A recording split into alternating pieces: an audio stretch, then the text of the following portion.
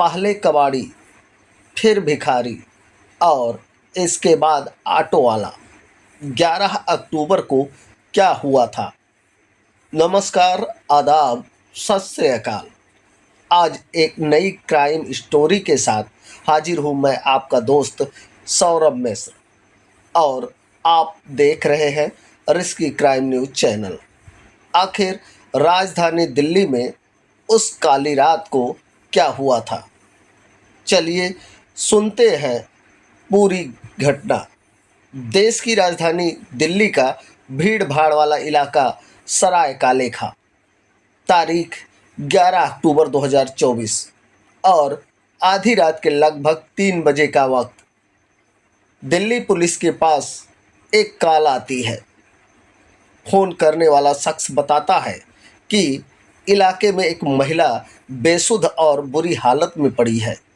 Delhi police की गाड़ी तुरंत मौके पर पहुंचती है।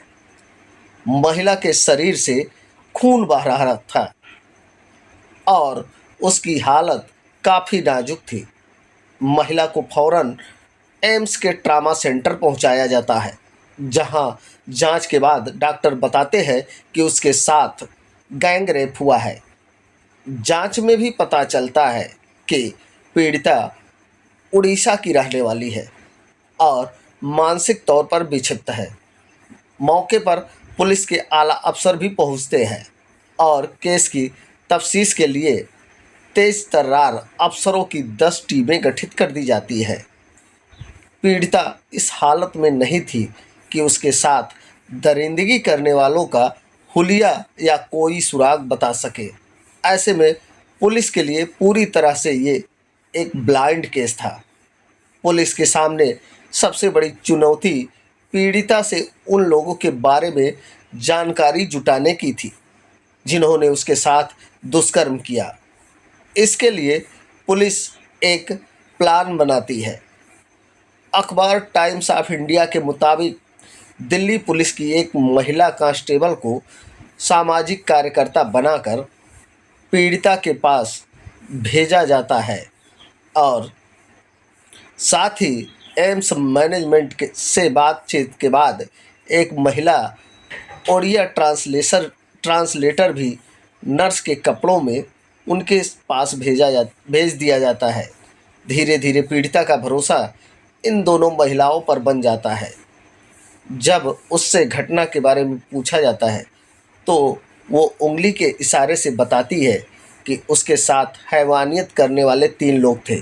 पीड़िता बहुत ज़्यादा जानकारी तो नहीं दे पाती, लेकिन इतना ज़रूर बताती है कि इन तीनों में से एक विकलांग था और दूसरा ऑटो ड्राइवर। इसके साथ ही वो रेलवे स्टेशन का भी जिक्र करती है। अब इस मासूम के साथ दरिंदगी करने वालों को पकड़ने के लिए पुलिस के पास मजबूत ना सही लेकिन कुछ सुराग जरूर थे। पहला आदमी 3 थे, दूसरा एक ऑटो ड्राइवर था, जबकि एक विकलांग। तीसरे के बारे में कुछ नहीं पता। और तीसरा सुराग वारदात रेलवे स्टेशन के आसपास हुई थी। पुलिस को एहसास हो गया कि अपराधियों को पकड़ने के लिए उन्हें काफ़ी लंबी जद्दोजहद करनी होगी। सबसे पहले एक साइड प्लान तैयार किया जाता है, जिसके तहत उस इलाके से लेकर आसपास की सभी सड़कों के सीसीटीवी कैमरे खंगाले जाते हैं जहां पीड़िता बेसुध हालत में मिली थी। सरकारी और प्राइवेट मिलाकर पुलिस 700 से ज़्यादा सीसीटीवी कैमरों की फुटेज चेक करती है। आखिरकार एक कैमरे में पीड़िता 10 अक्टूबर की सुबह तकरीबन 10 बजे पुरानी दिल्ली रेलवे स्टेशन के बाहर निकलते हुए दिख जाती है। शुरुआती तीनों सुरागों के बाद पुलिस के लिए ये एक बड़ा सुराग था। अब यहाँ से पुलिस पुरानी दिल्ली रेलवे स्टेशन और सराय काले खां के बीच में पड़ने वाले रूट के सीसीटीवी कैमरों की फुटेज चेक करती है। पुरानी दिल्ली स्टेशन से निकलकर पीड़िता कहाँ कहाँ जाती है, सारे रूट का डिजिटल मैप तैयार किया जाता है और इसके साथ ही डिजिटल मैप के जरिए सुबह 10 बजे से लेकर पीड़िता के मिलने के बीच के समय में रूट पर दिखे लगभग 150 ऑटो रिक्शा वालों की नंबर प्लेट की लिस्ट तैयार होती है। इनमें से कुछ नंबर पूरे नजर आए थे, जबकि कुछ अधूरे। काम बेहद मुश्किल था, लेकिन पुलिस की ये टीम किसी भी कीमत पर उन तीनों अपराधियों तक पहुंचना चाहती थी और आखिरकार पुलिस की मेहनत रंग लाई। एक सीसीटीवी फुटेज में एक ऑटो रिक्शा उस जगह पर खड़ा दिखाई देता है जहां महिला मिली थी। आगे की तफ्तीश होती है तो कुछ और कैमरों में यही ऑटो रिक्शा दूसरी जगह पर जाते हुए और एक जगह पर रुकते हुए नजर आता है। ड्राइवर यहाँ अपने ऑटो से उतरता है और सड़क पार कर दूसरी तरफ जाता है। पुलिस ने अपने डिजिटल मैप के जरिए जिन 150 ऑटो रिक्शा की लिस्ट बनाई थी, उनमें से ऑटो रिक्शा भी था। थोड़ी मशक्कत के बाद पुलिस को इस ऑटो रिक्शा और उसके ड्राइवर की पूरी डिटेल मिल जाती है। ड्राइवर का नाम था प्रभु महतो। घटना वाली रात उसके मोबाइल की लोकेशन भी उसी इलाके में एक्टिव मिलती है। 30 अक्टूबर को पुलिस प्रभु महतो को गिरफ्तार कर लेती है। पूछताछ में प्रभु महतो अपना जुर्म कबूलते हुए दूसरे साथी प्रमोद उर्फ बाबू का नाम बताता है और उसे भी 2 नवंबर को पुलिस पकड़ लाती है।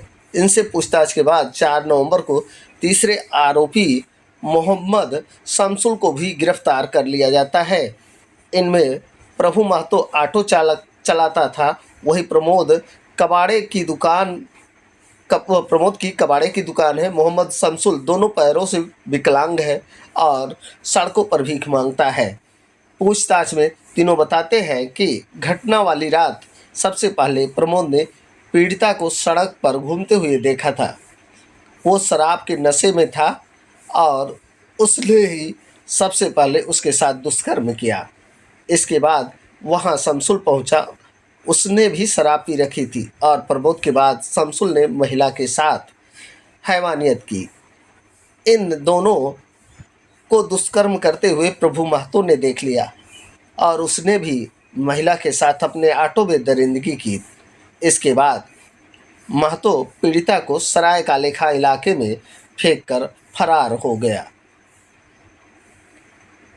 इस केस को सुलझाने में पुलिस को 24 दिनों का वक्त लगा और पुलिस का कहना है कि वह आरोपियों को सख्त से सख्त सजा दिलाएगी।